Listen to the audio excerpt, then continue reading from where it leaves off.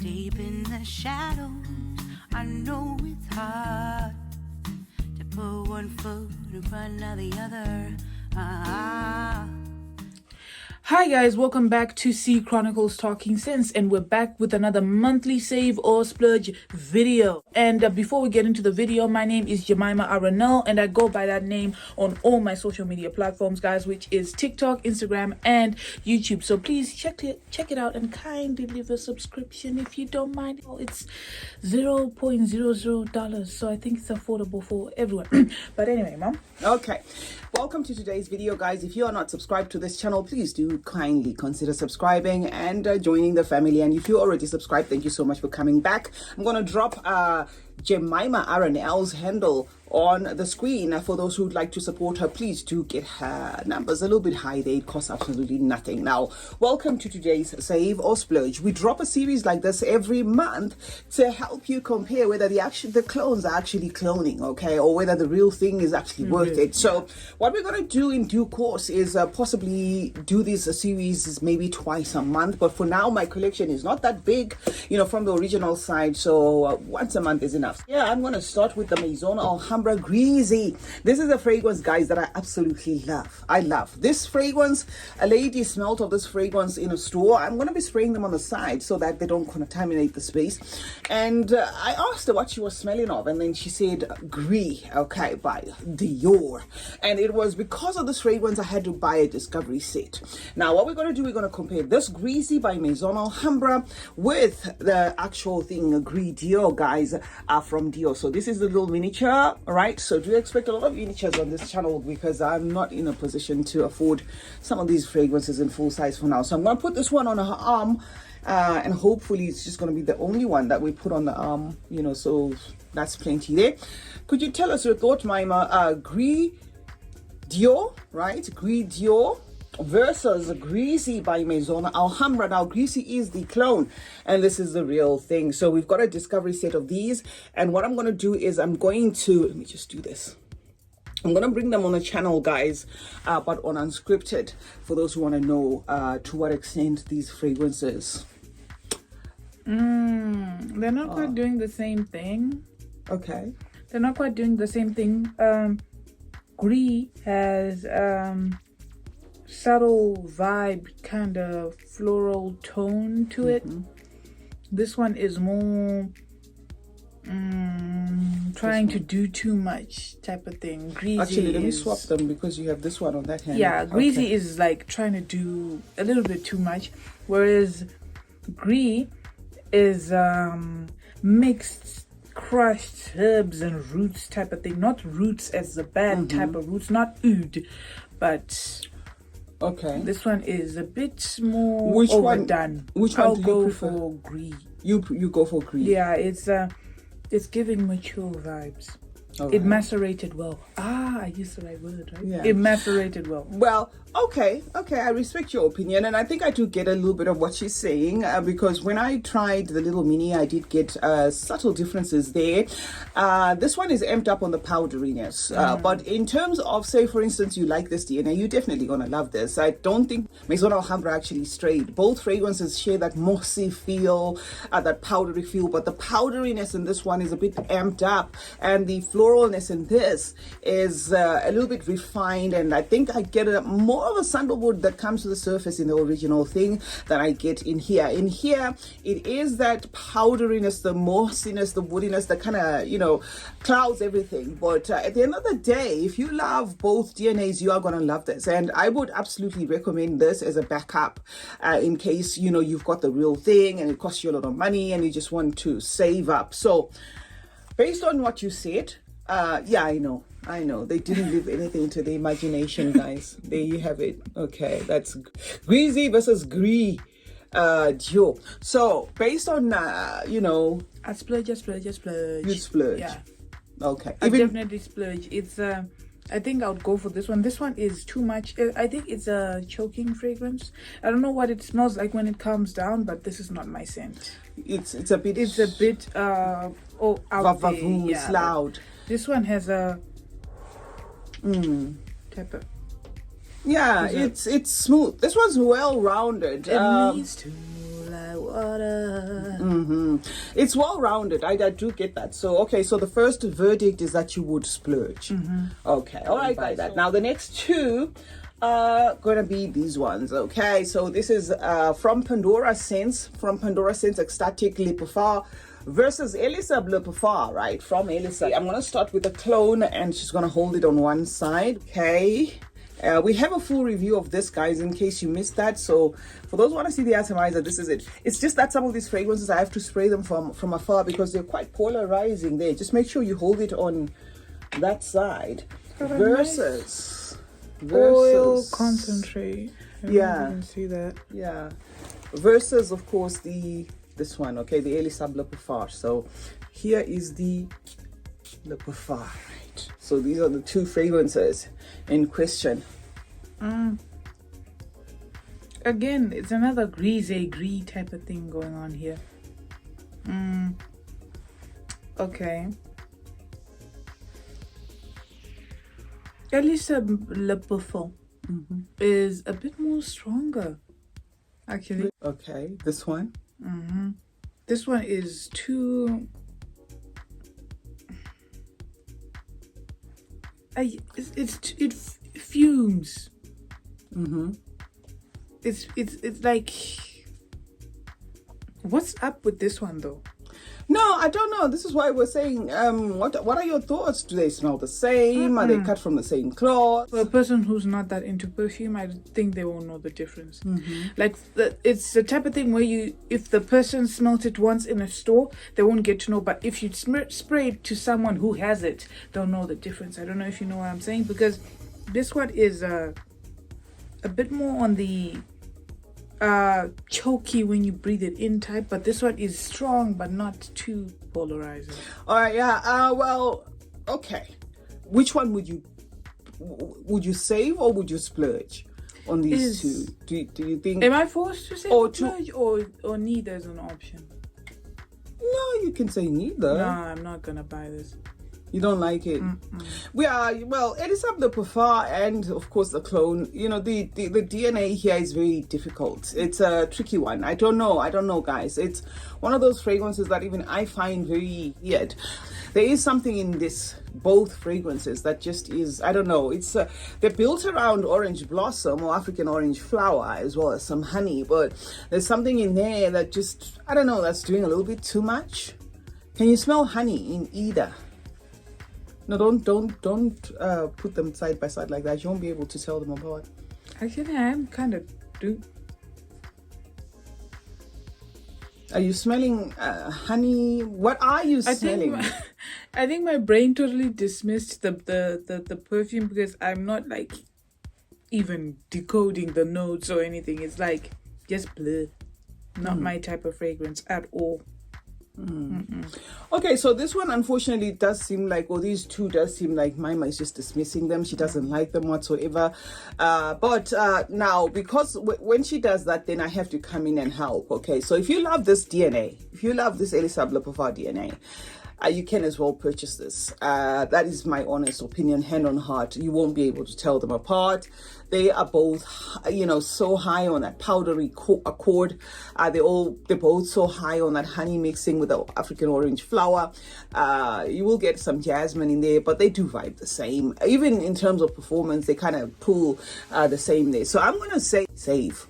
You won't be missing much. Save. If you want to try this DNA, and you're not ready to pull the trigger, you want to know what this DNA is about, I would say if you can get the Pandora Ecstatic Le Parfum, get the Pandora Ecstatic Le Parfum. And then if you like this, then you can go ahead and purchase this. But both fragrances are tough. So I am with Maima there when it comes to those two. Okay, so the next two are going to be these ones, okay? This is Lady Presidente, okay? Lady Presidente, the one that says Nui, okay? Nui, and it's got the white thingy.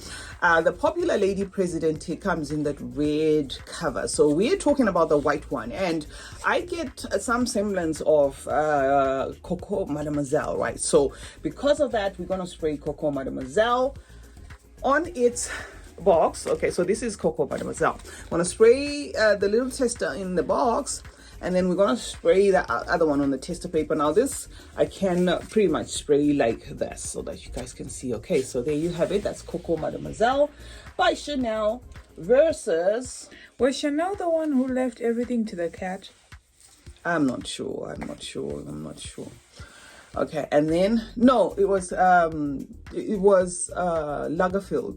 It was Lagerfeld, the one who actually bought Chanel later. If I'm wrong, I'll change that or I'll edit it out. But I know it was Karl Lagerfeld. Okay, so that is Emperor Lady Presidente. Lady Presidente is on a tester strip. And then the Chanel, the Coco Mademoiselle, is on a little paper there. Does this have granadilla? It's fruity, I can say that. You're probably getting citrus because it does have citruses.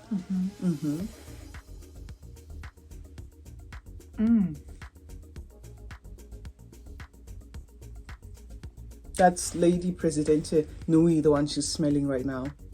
They're kind of doing the same thing, but if you eat an orange and you eat something like that skin or something, the bitter part. Yeah, I'm getting that from Emperor. Okay. They're doing the same thing, but this one is leaning more to the fruity side. Emperor has like the fruits not that. The fruits are not fresh. They're sour. They're not fresh. Yeah. You're getting a sour tone. Yeah, not like that, not lemony type of sour, but if you can spray it on your arm, the first burst of Amber is a bit like an offish fruit. That's why I said in the beginning I was like, but when it calms down, it smells really alike to Coco Mademoiselle. But I think I'll splurge because the fruitiness is really out there in Coco Mademoiselle. But this one is doing the same thing, but I don't like the opening. You don't maybe like when it sits. Okay. All right. Okay. But it is the same DNA, same fragrance when this one dries down. So Maima says she would rather buy the Coco Mademoiselle. Let me see if I can just... My camera blurs things out if I don't cover.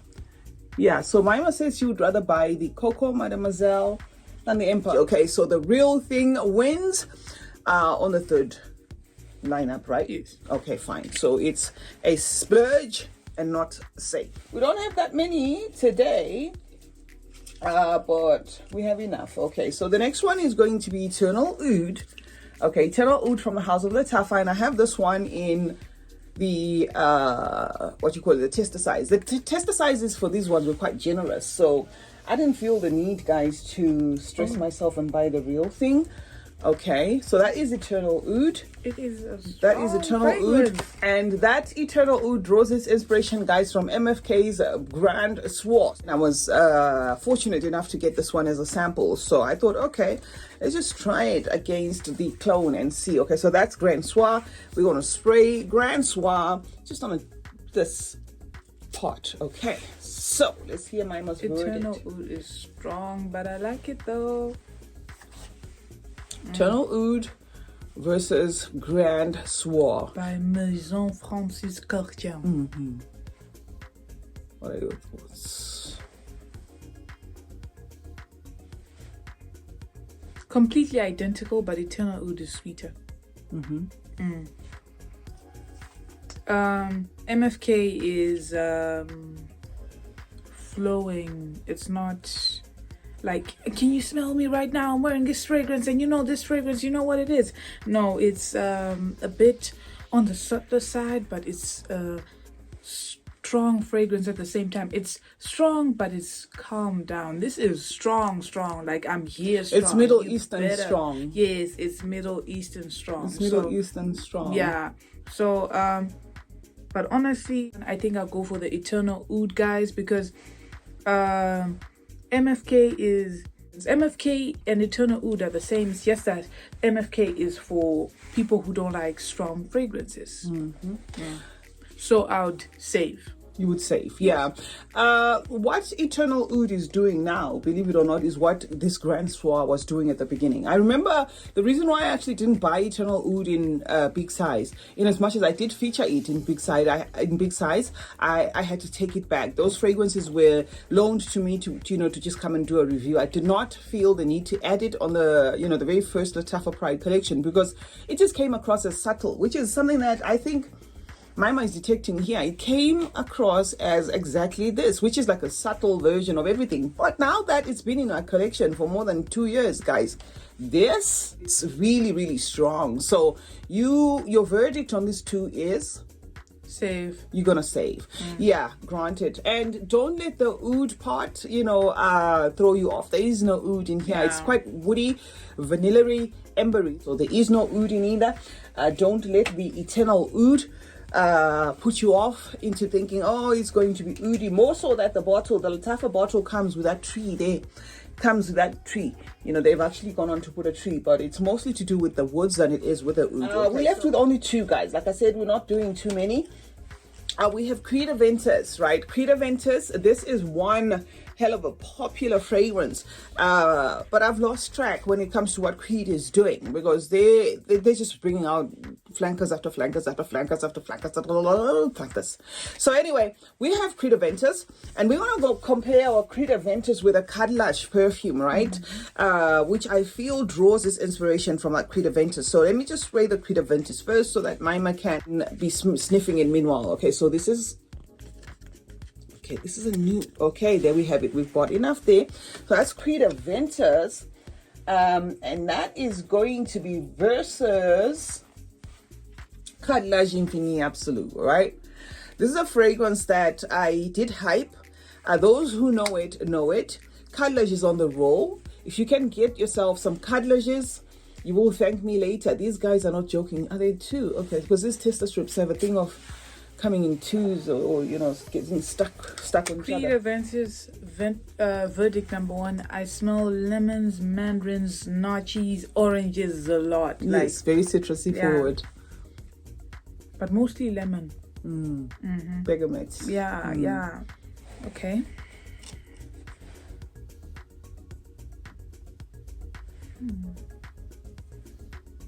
Can you smell that? Maybe it's the tester papers. I don't know.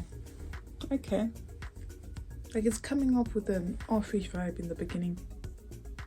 What? Are you sure you... Guys, I'll splurge.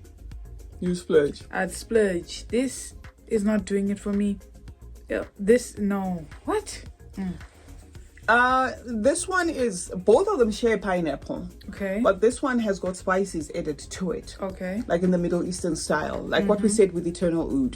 There's a spicy twist to this. No, don't throw it away. No, We're not yet done. I'm putting it there. Yeah, but we for it to. Yeah, so this one has got a spicy kick to it, but both of them share that identifiable Creed Aventus DNA, except for the fact that this is Cade rendition. All right, so if you are finding it a little bit odd, or you sniffed them hoping them to be like 101, this one is going to take a little bit of a different direction there, because it does have those spices added into the mix. Yeah, I kind of feel like Cade is a bit of too much of a strong fragrance. It's a bit headachy. Okay. When it comes to me, I don't know about, maybe it's different to other people, but I'd go for Creed. Aventus. All right, so she will splurge. I'd splurge. You will splurge. Yeah. Okay, then. My Cade unfortunately has been downvoted. But remember, guys, if you're going to buy this particular one, it's a twist, right? It's not like a 101. So I kind of understand Maima there, that the citrus, whatever, undisturbed, citrusy, tropical vibe, that pineapple, that cleanness, the freshness that you get from this one is a little bit played around with in this by the addition of the spices. It could be some cinnamon or, some nice warm spices. So this translates as very warm and woody, whereas this one translates as citrusy, woody, but citrusy and fresh. Okay, so on this fifth one is the number 5. She'll splurge. Okay. Now we have the last two combinations here. Right, this fragrance didn't get as much hype as I was hoping it would get, because I'm not gonna say anything about it. You guys will say, oh, okay, why did you say it? And you mentally prepared mime. But this fragrance, guys, feels a lot like it draws its inspiration from the favorite, okay, from Penhaligon. So I got this little discovery set in the duty-free shop, and I thought, okay, it'll be nice to just see to what extent what is doing what. So we're gonna start with Lattafa's Mora Silky Rose. And we're going to spray more Silky Rose on the tester paper. Come on. They're very cute. I like minis, guys. I don't want to be overwhelmed with perfumes. Look at the background. We've redone the background, but for pit's sake, I don't know. Opening my closet and walking into all those fragrances can be a little bit of a... do you want me to spray this on your... I think, yeah, on this. I love Okay, this so we're really. going to dab this. What? We're going to dab that on her. Show them. Okay. So the favorite by Penhaligon versus Lattafa's Moha Silky Rose.